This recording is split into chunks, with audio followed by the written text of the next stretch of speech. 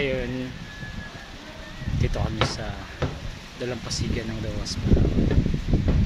Masyadong umulan siya, pero okay lang naman. Yan siya. May kasama ka din sa dulo. Hibas, tawag ba dito? Oo. Yun ang hibas. Port of Rojas. Alright. Katatapos lang namin ng courtesy call sa Barangay Mendoza. Success naman.